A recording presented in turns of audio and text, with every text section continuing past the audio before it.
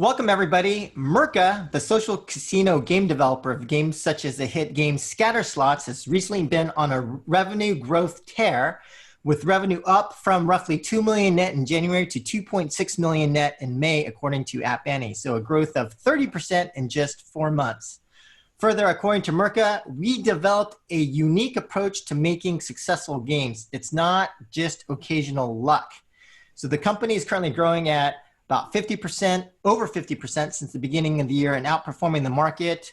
Roughly 600 million revenue since 2015. They've got 5 games with more than $10 million in revenue, 3 games with more than 150 million in revenue, players in 190 countries, over 500 employees, and 3 million monthly active users. So one of the key factors in helping drive revenue, according to the company, is their approach to data-driven decision-making. In other words, how do we use data to help inform decisions both at the organizational and the product level? To help us understand this approach and a framework for implementing such a system is Barak David, who is currently COO of Murka and formerly Director of Operations at Playtika. Welcome, Barak. Welcome. Yeah, so I thought we could first start just by finding out a little bit more about you and your background. Obviously, Playtika, Murka, fantastic companies, but if you could tell us a little bit about your career and kind of your current focus, that'd be fantastic. Yeah, so I've been growing in the high-tech industry over than 10 years. I started from the technological titles, and then I moved to more operational business. So I'm a computer engineer, and I have my MBA. In the last 5 years, I'm held in position like Chief Innovation, CTO, Director of Operation, and in my current role, really, I'm the CEO of Murka, and really excited to be here, and thank you for inviting me. All right, great. Well, maybe we could dive right in, basically by first talking about what is this, what do you mean by data-driven decision-making? So what does it mean, and what are examples of some of the kinds of decisions this approach helps inform? So I think first of all is the understanding that every decision that we make, every step that we are making related and contain the data in it. So the first strategy of the company, every step that actually we are doing in the day-to-day need to be based on data, less on emotion, less on intuition, but really based on the data. So I think that in the first level, you need to understand that your organization need to support it. So how you are implementing into the marketing, the monetization, how you are developing new feature or new product. So it's we have experience and we can base it on our experience, but mostly it's better to base it on data. And I believe that when you base your decision on data and not in your intuition, it can lead to a much better results. Okay. So it's like a synergy. You need to build your organization. It's like a puzzle, and every piece needs to support it, because your organization, each department, each terminology that you are doing, every step of the way that you are building it need to support, because otherwise you will not be able to create a good decision making. And I think this is the beginning. So you ask for examples. So we can talk about examples. So the first example is, in our industry, payback strategy. So first of all, you need to base your payback, how you are calculating your marketing user acquisition. It's based on in-game activity. It's based on marketing price. So you need to combine both of it to create a real smooth picture and to create your data decision. Which game I need to invest more, which game I need to invest less, which platform, which publisher. So this is, let's say, I think is the beginning of the beginning, and most of the decision is going to there, because in the end of the day is the spend of the company. So the project health, yes, how you know that you have a good retention, how you know that you have a good investment of your money, even the strategy of launching new games, yes, how you know what to decide, what to launch, how you know your initial KPIs. So I think that this is like the initial step if we are talking about examples, and I know that we will dig into it further, but this is let's say the tip of the iceberg. Got it. And it actually seems like the way that you're talking about it, it's actually kind of maybe even 3 levels, right? So it's like organizational decisions, it's the product decisions, and then even like if you have a portfolio of games, kind of at the portfolio level too, like how, as you had mentioned, like Yeah, allocating money the across different strategy titles. level, exactly. So, The so strategy maybe level. we could start at the organizational level. Like, what's a good example of something that you guys are doing at the organizational level where you're using this kind of data framework to help inform decisions? So I think that even before we are discussing what we are doing is how we Okay. are doing it. Okay. You need to build your organization to support this data. And it may sound funny, but it's not very easy. Sometimes you can have initial thinking, and then the data can be another go take you to another direction. So you need first of all to harness your team and the company, the management team, everyone need to believe in data and understand that it can drive you to get a good decision. So I think this is the initial level. And when you're talking in organization, so you're talking the structure, yes, to how the organization is building. So you can, first of all, for example, at Murka, our data and monetization department are combined together because the understanding that the monetization is based on data and they need to go together.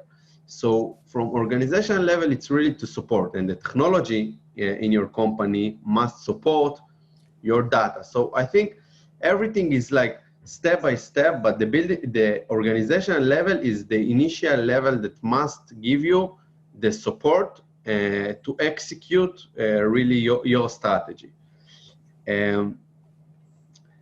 So I think if you want, we can dig into like a few examples that can be very interesting. Yeah, that would be helpful because it seems like potentially you could use data for almost any decision at the organizational level, right? Like how much should we pay this guy? What's this person's performance? But I think that because you guys have implemented the system, understanding what a specific use case that actually has worked out for you guys would be very, very good to know, just because there's so many theoretical things that we could potentially do, but like a real live example would be very useful. Yeah, so first of all, I think that you can base data and the initial level of the organization to see if your employees are happy. Yes, you can ask them, you can gather data, you can understand if employees are happy in what they're doing or whether they are not happy, not enthusiastic to do their job. And then you can create a much better culture and much more happy culture in your organization because you know what are the problems. So it's less popular, but this is something that goes in all big companies around the world. And I think that the understanding that you can use it to make your employees much more happier. So I think this is a very good. And so this is the initial. You can ask. You have many tools today to gather data, and you can get better understanding of the atmosphere. So I think this is the first. Right. Second, but is there a way of like finding out how happy employees are besides like a survey? Are there other? For example, we did a few days ago, we asked all the employees, and something that we are doing frequently, are you happy today at work? It was, do you feel good when you come today at work? How you are feeling when you're working at home? It's very difficult times when you cannot access each employee personally, and you cannot see if they are smiling in the morning because everyone is working from home. So I think, yes, you can ask, you can gather data, you can understand the data from the organization level and from the department level. Maybe you have a problem in such a department. So it's not about gathering data. I think in the organization level, it's more about like asking employee and getting conclusion from this data. I see. And then once you like, let's say you gather that data and you find out, oh, wait a minute, employees this month are a lot less happy than before. What do you typically do based upon, once you understand there might be a potential issue there? So I think that first of all, you ask yourself why, and if something happened, and basically we are familiar and we know our employees, so we know what is happening and when it's happening, and there are more stressful period and there are more calm period. But to understand what is the root of the problem, and then when you recognize the root of the problem, you can very easily fix it and because in the end of the day, the people is our main resource, and we want them to be happy. It's very important, and we want them to feel like they're in a good atmosphere, in a good company. So I think this is very important. It's something that we are not doing perfect, of course, but we are tending to improve all the time. Yeah. I think one of the other tricky aspects of this is that, generally when you're measuring these kinds of things, that it's ideally, in the ideal scenario, you could tie this back to your ultimate metric, right? Which might be revenue from a game product or something like that. So if you have a game team and you're measuring their happiness, then the ideal scenario is, they're happier, and that means that has this impact on the outcome of the game project or something like that. But in this case, it's hard to measure, right? And games take 2 years or a long time. So of course, it's more complicated, but of course you can understand that the atmosphere in the company have directly affect and correlated with the result that you have in the end of the day, because the people are driving the business, and you can't ignore it. Okay. And then, so how about now at the game level? What are some specific examples or use cases there? So I think, first of all, after the organization, we are crafting our strategy really based on data. Okay. Our business plan.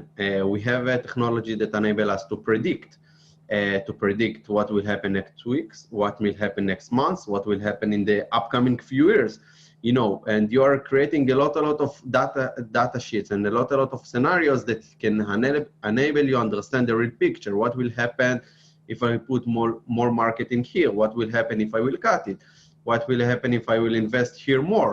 And then it's enable you, first of all, in the company level to craft your strategy, and especially we are in a growing path, and we are trying to also get into new genres.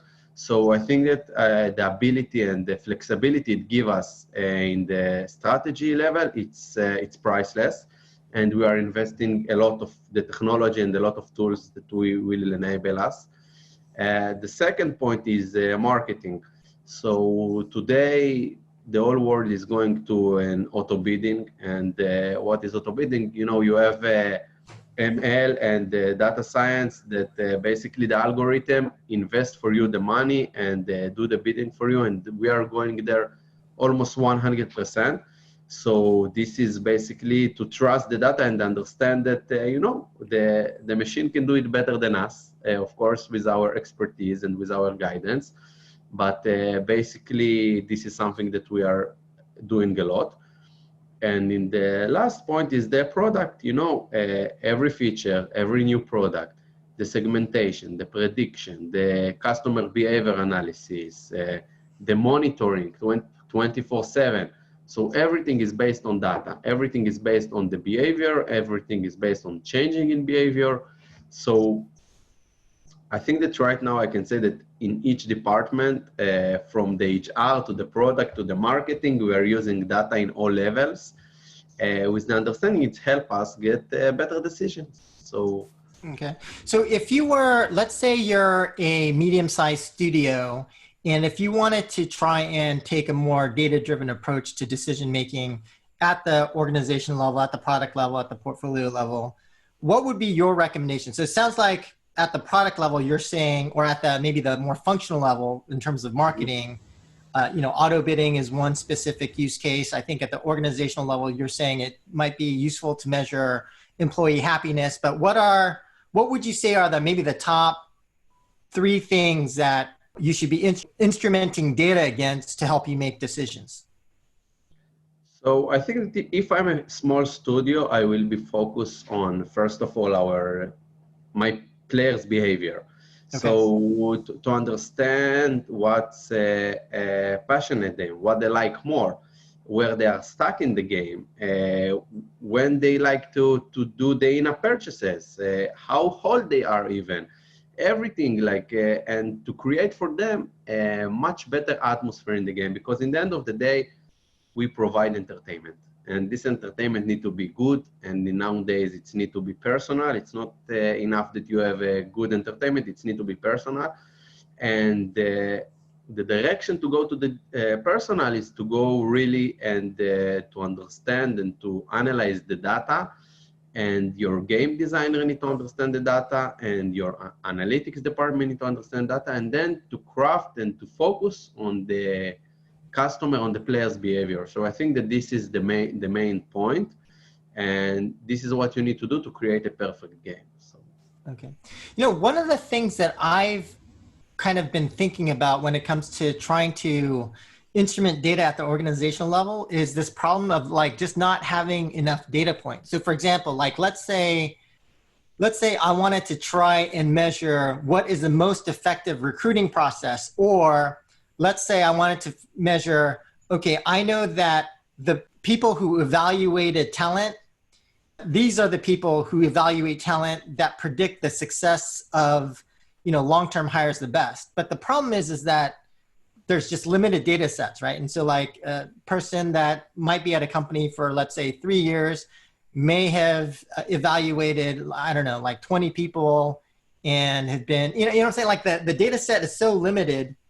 There are certain decisions where it's going to be hard to instrument data to help you understand, to make those decisions about, okay, well, we know that these people are the best at evaluating talent and stuff like that. So is that the biggest limiting factor in terms of data-driven decision-making at like the organizational level? Like you have to find applications where there's a lot of transactions, or how do you think about when you're trying to apply a data-driven model against different problems in a company?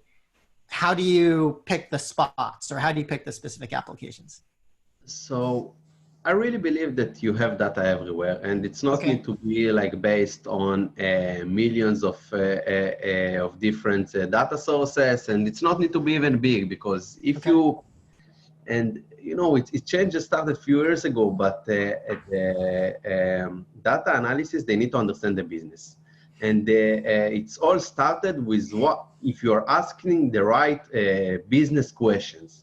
Because if you know to ask, and this is the most difficult part, by the way, to ask the real question that will provide and you will give you, will contribute to the business. When you know to define exactly what you want to ask and what you need to ask, then to gather the data around it, it will be much, much easier. And I can give you an example, what we are doing in our games, and we are dividing it to 3 levels, and I can describe this technique, how we're doing it in our games. Sure, yeah. Could you? Yes, so first of all, I think in the first level is we have as I said, customer behavior analysis and customer segmentation. So in the top level, in the first level, we have 200 different segments, in each game. And we are creating a knowledge about the in-game activity, payment activity, and marketing data, in order to understand, first of all, in the top level, how the players looks like, what is a preference, is a payer, is non-payer, is an active, is a semi-active, is churn, it's new user, is regular, is a reactivate, and we are dividing all our games between 200 segments, and of course you can be in few segments, but this is the first level, so we will understand what is the KPI that we need for you. What is what will be your retention, what will be your everything, and how you will act in the game. So I think this is the first of all. Second, and let's say the middle level, is the segmentation based on specific user activity. What it means, specific user activity? For example, let's take me and you. Let's say that we are doing the same amount of spins every day, and we're investing the same time in the game, and even in the same slot. But for me, for example, my average spin is much higher, my average bet. And for you, it's much lower. So it's not make sense that our live ops and our challenges will be the same, because if it will be the same, it will be or more challenging, not challenging for me at all, or it will be a overkiller for you. And in the end of the day, you need to find the balance, because you want to challenge, you want to create a chase. So it's not help that we are doing the same amount of spin or the same time in the game. You need to understand what is my personal user activity. So, and this can be based on payment preference, level, balance rating, slots preference. And if in the first layer we talk about doing segmentation in predefined segment, in the second layer we are talking about specific user activity, which enable us to create much better environment for him. And this can be any user in any activity. It's not predefined.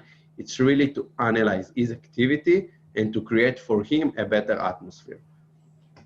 And the last level, it's really the deepest segmentation level is to crossing all these segments and data that we have, and to get full picture, 360-degree customer segmentation, and to really define for you the best user experience, the best challenging, and really to craft for you in the game what will be the best experience.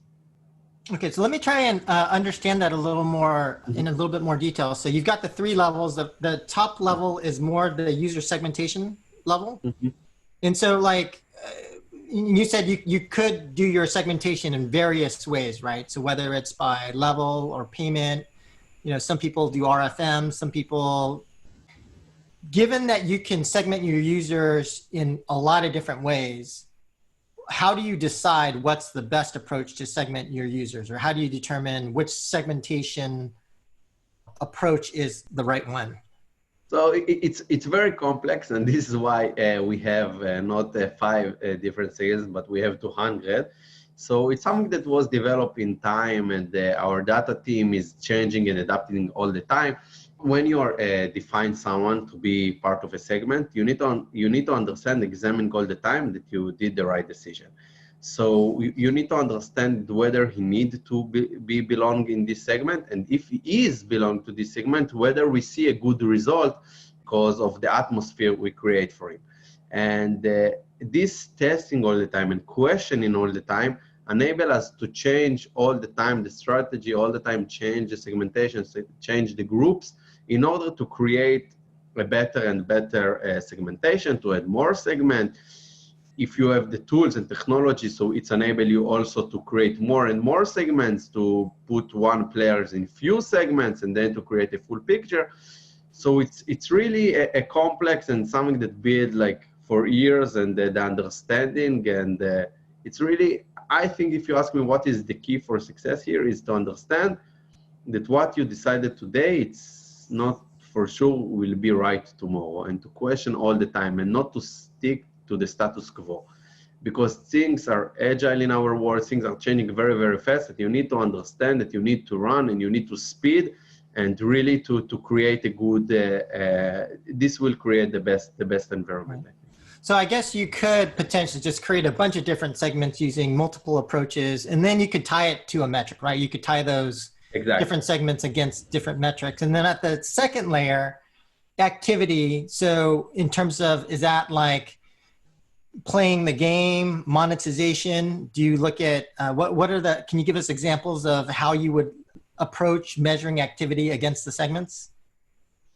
Yes, so I think activity is more related to your, for example, payment preference, even not how much you pay, but where you like to pay. You're interested in our live ops, you're interested only in slot. What is your slot preference? You like specific slot, you like to play in many slots. So it's really something that more define you with, set of many parameters that define you as a unique player, because in the end of the day, every player, and we talked about millions of players that we have, every player is unique and they have his own preference, and we want to create for him the best experience, so we will enjoy and come back. So is this more of a, like just a different type of segmentation against activity type? Is that? Yeah, the difference is in segmentation, you predefine the groups and put player inside, attach player. And here it's a little bit different. You have your parameters and you just define what are the so-called answer to those questions, to those parameters. So I don't need to put you inside a segment that I predefined. It's more about your user activity and what you are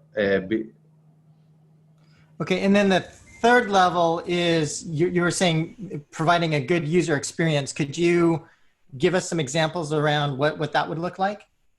Yes, so as I described, for example, live ops, the prize that you are winning need to be fit to your level, need to be fit to your balance, and so you will want to achieve it first of all.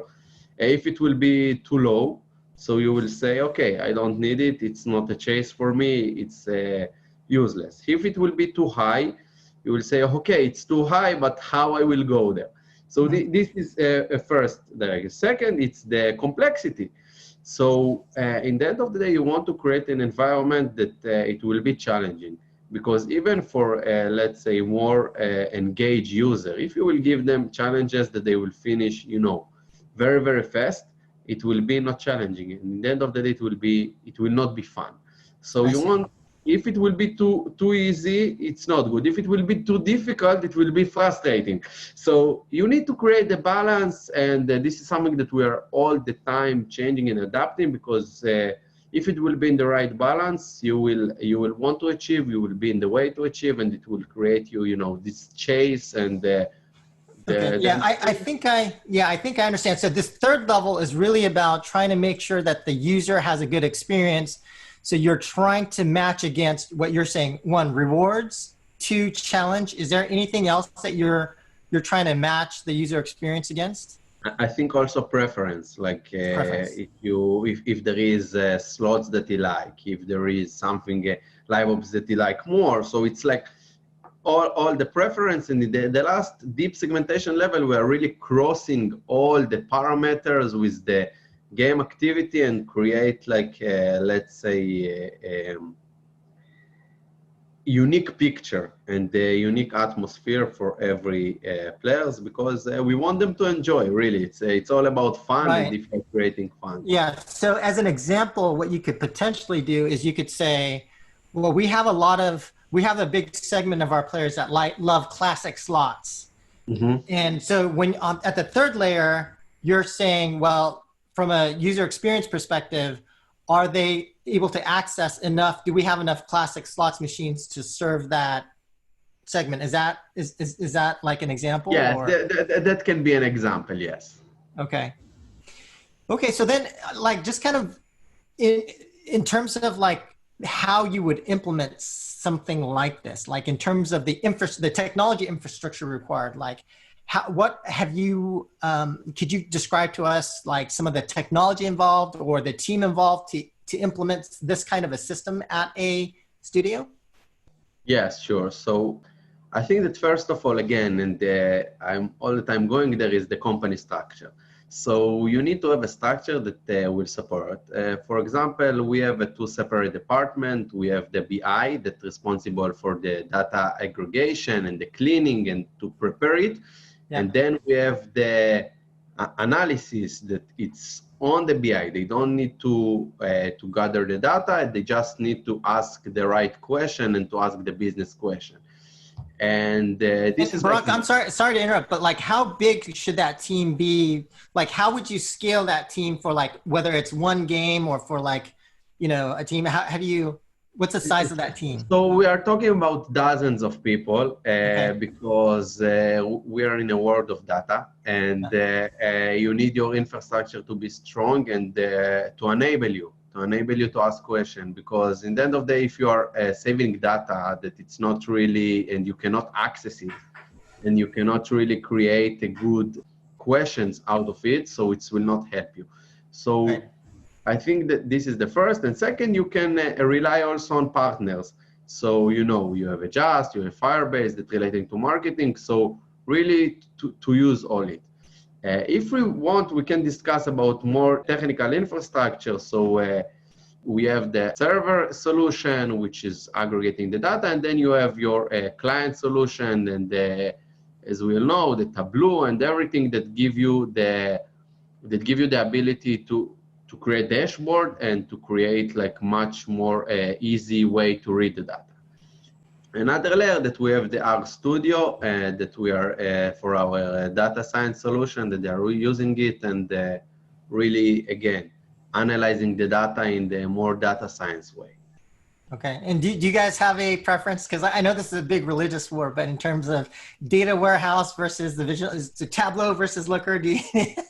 No, so we are using the Tableau. We are using also Google and Power BI, but we are trying to use everything that help us. Okay. So we are trying to use every technology that is out there that can help us. Okay. And we can talk about, I can give you an example how we are optimizing, how we are using the data, because Sure. there is, the first way it's how you aggregate, but then you need to understand how you see it. And for us, we have like three main levels. So the first level is the dashboarding.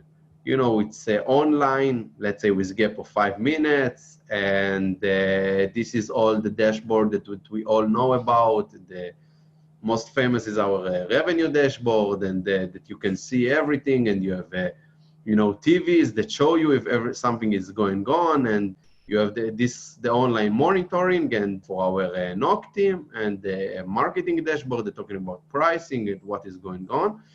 So you have these online tools. The second, you have this next day, let's say the aggregation of the data, the summary of the day, that you see the DAO, the ARPDAO, the retention, and so on.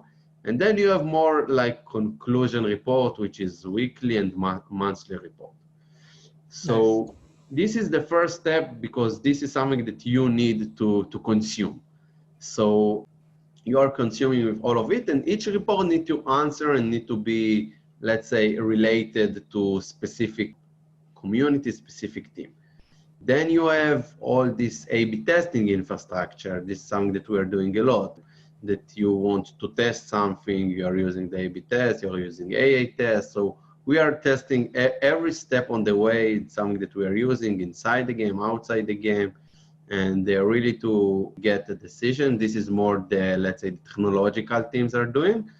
And of course, you have the active monitoring, which if something happened, we have our system connected to the mail, to the Slack, if it's recognized changing in behavior.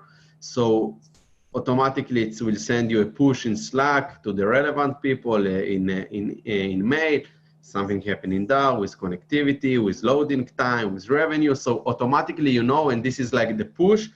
And this, I think, three levels are enable you to get all the time what you need and to create the best picture, because at the end of the day, you want to go and to see the whole picture. So Yeah. And maybe I can also ask you just about your approach in terms of like on the dashboarding side, in terms of KPIs. And it seems like I find there are two types of organizations when it comes to the dashboarding part. And maybe it's also a stage-based thing where initially when you launch a new game, you've got like this standard dashboard of your main KPIs. And then over time it grows and grows and grows. And then over time, then it shrinks, right? Where it's like, I would say then there's kind of two approaches. One is there's teams that have a shit ton of KPIs, but in my experience, nobody really even looks. It's like, okay, we got all this stuff, but nobody really looks at them. But I feel like the more pro teams are the teams that then took those KPIs and shrank it down to like 5, because they know exactly these are the 5 KPIs that drive the game, and we don't need. And so some of these dashboards don't even include like DAO, right? It's like, because we don't care about that. That doesn't impact the game. These are the things that impact the game.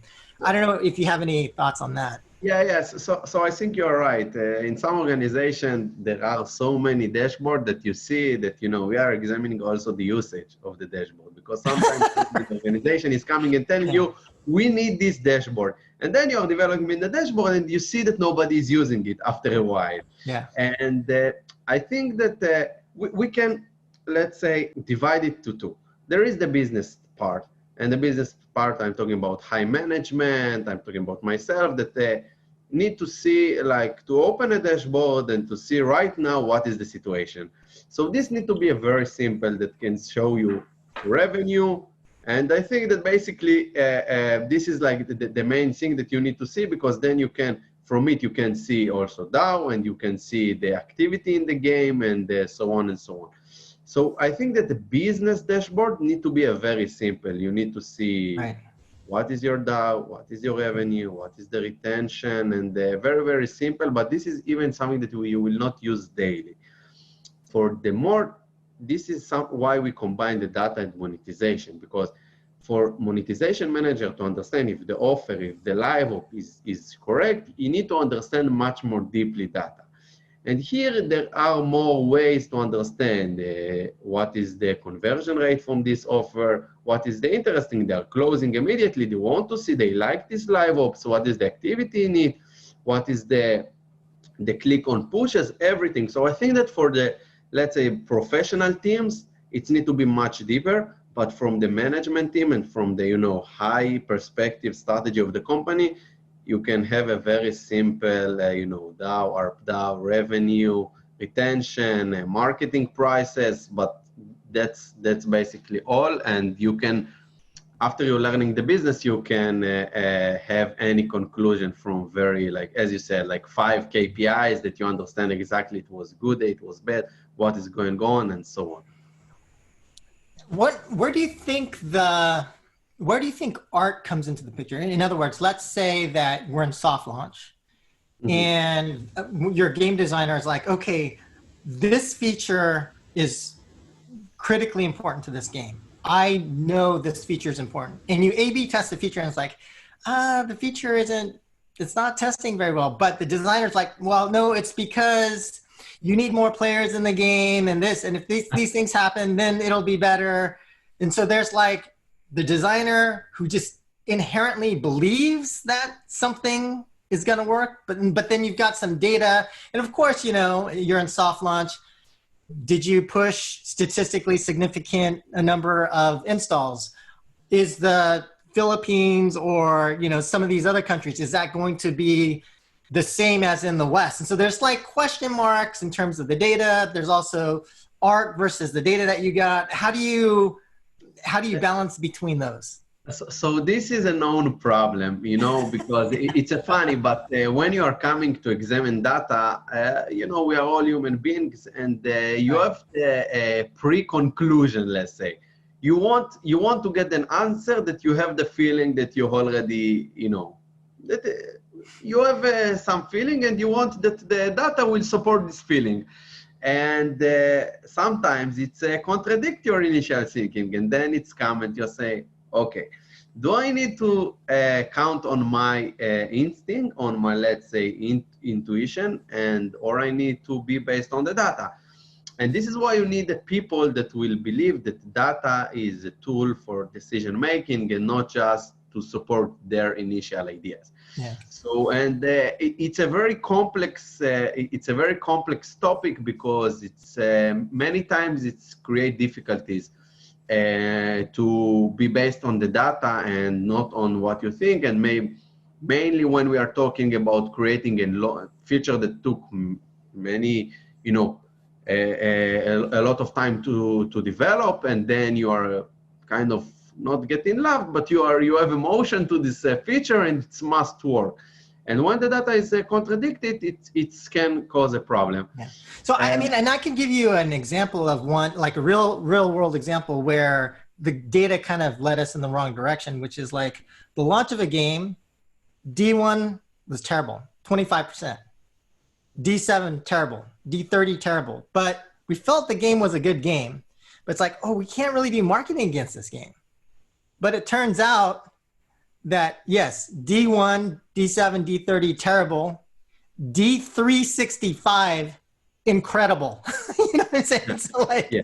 So basically what happens is that you have long-term revenue stacking on this game, just because, yes, top of funnel, you got a lot of people who churn out, but there is a crazy hardcore segment that loves the game. But that, just looking at the data, you can't, because the test itself, if we're saying, okay, we're just going to measure the first 30 days or 60 days or 90 days, it would have led us in the wrong direction. And so, like, how do you kind of think about, I guess, do you just accept sometimes the data is going to lead us in the wrong direction, or how would you think about those kinds of situations? So I think that first of all, even when you tell this story, in the end of the day, base yourself on the data that you got after 1 year, but again, Yeah, the data. true, yeah. So yes, it didn't help you to take a decision, on spot, but this is a very unique situation, let's be honest, because if your funnel is shrinking and then to say that it's more linear, it's unique, but it's happened. And this is, for example, I personally believe that when you're developing a product, especially a game, fast as you can, put it on market, even if it's only a MVP, start filling the market, and then you can get very, that you released an unfinished game, but you are starting getting a data. So, and then, it's cost the company money because you're putting money, it's make everyone work harder because you are start investing. Yeah. But in correlation to that, you're starting getting data, and it's help you support. End of the day, yes, you have intuition, and not all the time you have the right data, and you need to understand that your experience, which is based on other things that you have done in the last years or in the last months, you can be based on it. But yes, it will be, for me, it will be, as a decision maker, will be very difficult to put money on a project which shows a very low retention in the first 30 days, and then Yeah. Right. And to your point, it's not necessarily the data. I think it's the construction of the test case, right? Because we're saying, well, we believe that we can understand how to spend marketing against the game by looking at the first 30 days or 60 days. But in this case, we didn't think about the year-long case. Or, another example is, let's say Battle Pass, right? And so let's say we implemented a Battle Pass system. And for a lot of games, Battle Pass actually just doesn't make sense. But our revenues drop by 20 or 30% after we implement Battle Pass. But it turns out that actually, when we look at the ARPU curves, that the ARPU curves is just lower at the beginning, but then catches up over time. But if we just looked at revenue in the short term, then it'd be like, it doesn't make sense. So yeah, I guess it's the tricky part is like the construction of the test case and understanding or hypothesizing what would happen to develop what your test case would be, probably. Exactly, and it takes us to ask the right decision. This is why today data people are really business people, especially in the gaming. They need to understand the business. What they're asking, they need to raise a lot of hypotheses and to understand, yes, data not need to be data after 1 day. It can take you like a long time. Yes, it will not be very good to the business that after 1 year you will discover it, but still you have a way of freedom, and to understand what exactly will happen, you need to know to ask the right question and not to be like, frustrated from the answer. So to some degree, and maybe this is going a little too off topic, but would this, just based upon some of the examples that I gave you, would that seem to indicate that maybe it's better to have your data guys really understand a game so that they can construct the right test cases rather than to have that PhD, book smart nerd guy to construct the test case that doesn't really understand the game? Yeah, so I don't want to offend anybody, but yes, I think it's not a contradict. I think that you need to have both, and sometimes it can be the same people, or they can be like in the same team, or it can be like, on the same level, and so on. So, for example, I will tell you that we have in analysis department, we have a product analysis that are sitting in the product and in the game and know the game. They know data, but they are sitting in specific game, and like this is their specialty. You have the monetization and economy that their expertise. Yes, it's all in analysis department. They expertise in the monetization and the live ops and the economy. You have the data science that more we didn't discuss, but predictive and prediction model. That this is like, another level how you can use the data not in a past way, but on a future way. You have the machine learning engineer that create you all these models. So I think that if and this is something that for me is very important, you don't have like this team that's sitting like over there and the product and monetization sit over there. They need to work together.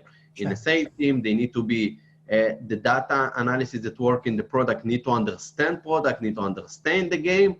And yes, you need to understand also data. And I think there is a layers. Yes, the data science and the ML engineer need to be less close to the team, but still to understand the business.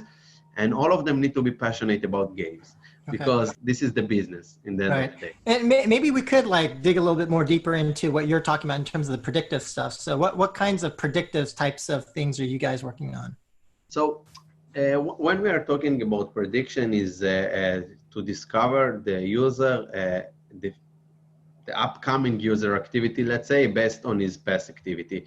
And for example, we have a churn rate model. Yes, that can be based on your activity until now, can predict like in very high percentage if you will churn, when you will churn. This is first model that is very important for us because if we recognize in advance, we can offer you something else. We can change your experience in the game. And this is a very important conversion rate prediction model. So will you be converted? In what point? After how many spins? So this is really help us to optimize you the monetization offer and also optimize the marketing because you know which user came from which funnel and you want in the end of the day something that starts in user acquisition need to become into a converted user. So it's also very important. We even have a model about next purchase, the amount that you will purchase, what is your comfort zone, and so on and so on. So really to enable us to provide you what you want. So when I will know, I don't need to present you every 1 second a pop-up that take you to, to purchase if I know that your next purchase will be most probably in 3 days from now. So it will create you much better experience if I will know to show it to you when you want to do the purchase. So is a primary application more like sales and offers and things like that, or other things as well? Yeah, so we talked about, yes, this purchase, of course, but the conversion rate, the churn rate, activity. So the churn rate, the application there would be more on the CRM side. So you think someone's churning, so you send them an offer, you send them a message, hey, we have these new features or something like that. Yes, and I think that we can create even a better experience. We are creating a better experience, and you can know, someone can, it's not need to be a new user. Someone can churn after 6 months. So you can understand his activity and what was initial activity and what is current activity, and then you can predict with all the models and that are improving all the time because it's based on machine learning. So I think this can help, and the LTV, of course, and then you can do an A/B testing and to create a better environment for all your users. So based on this LTV forecast. So really, something that the prediction model is the present, but it's more the future because in the end of the day, you want to create an atmosphere that will enable you to get each decision based on prediction model because you want to react on things before they are happening. Right. And this is the key for success, to react before something happening. This is priceless. Okay.